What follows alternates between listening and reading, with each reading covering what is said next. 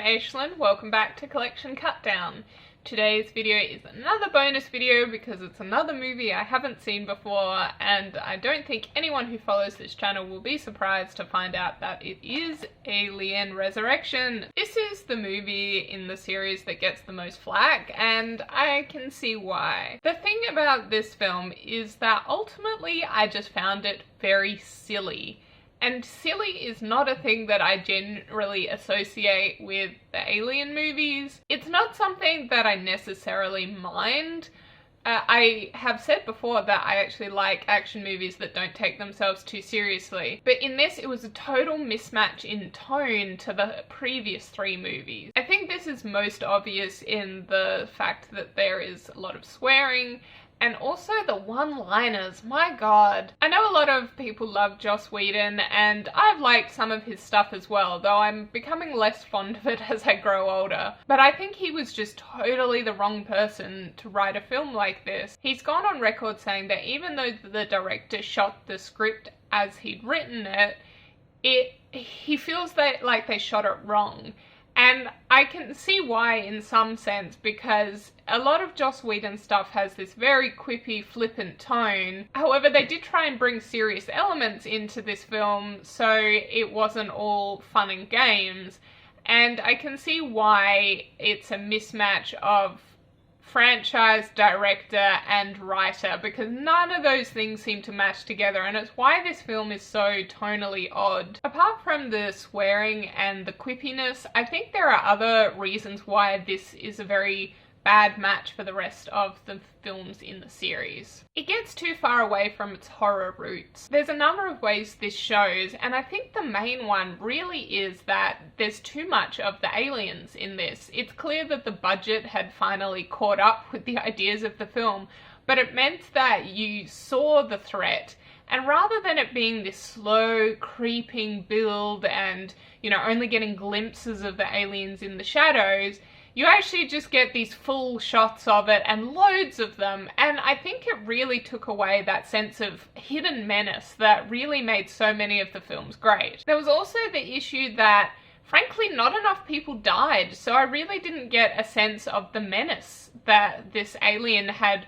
wreaked havoc on so many spaceships before. But a lot of the main core group in this film survive until right towards the end of the film, and so you don't really get that sense of them being picked off one by this hidden, shadowy kind of alien that really made the previous ones so tense and exciting. So it's pretty obvious I didn't love this film, but that's not to say there was nothing good about it. I did think that the scene with all the failed clones was super creepy, and I really felt quite sick seeing that, which is good considering the context of the film. However, as usual, my favourite part of this film was Sigourney Weaver as the cloned Ripley. Not only did she look amazing because she'd clearly gotten super buff for the role and they let her show that off with all these sleeveless shirts and stuff, she looked super cool, and particularly for an older woman on screen to be an action heroine like that and just look so kick-ass,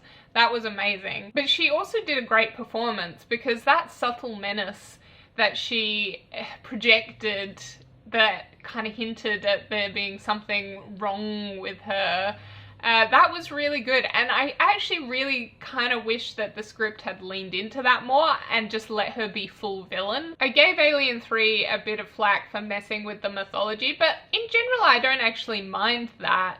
There are some instances with established franchises where I think they've done really interesting things with mythology, and I do support that when it's a good idea.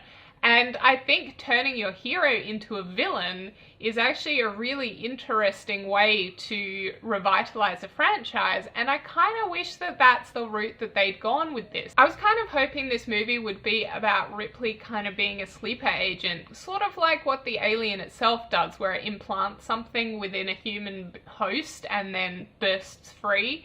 And I kind of wish that Ripley was like a human version of that, where she established herself within the humans, and then only later you find out that actually she's this sleeper agent and kind of ends up killing them or attacking them or otherwise is working for the aliens. And I think that would have actually been super cool, and I would have loved to have seen Sigourney Weaver play that role, and I think it would have worked quite well within the framework of the story that they'd already established.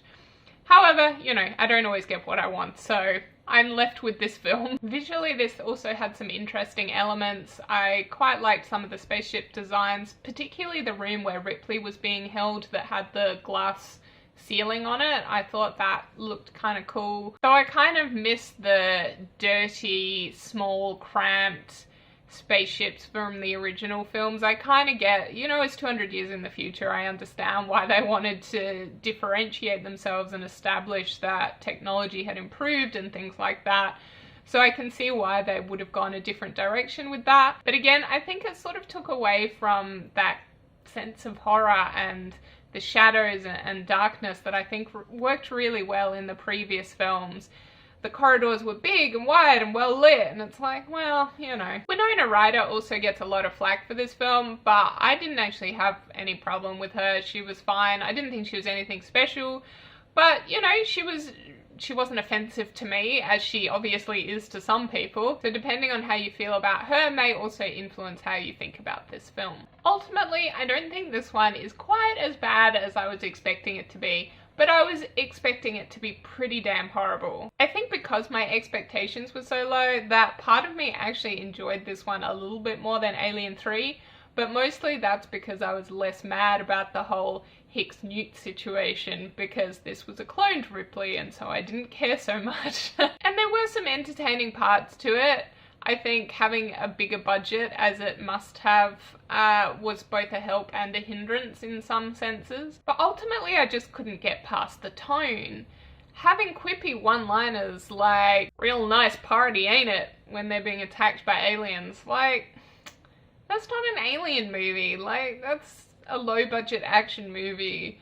It's something that I generally enjoy, but not in an alien movie. And like I said, there were some interesting ideas, particularly with the failed clones and the idea of Ripley not being quite as trustworthy or heroic as she may have seemed previously. But ultimately, this really just is not a good fit for the franchise, and it's not one that I will be desperate to see again anytime soon. Again, like Alien 3, I'm gonna keep this one on my shelf, mostly just to complete the collection. If I do a marathon of the first two, I may see those two again as well, but it's not something that I feel particularly desperate to see.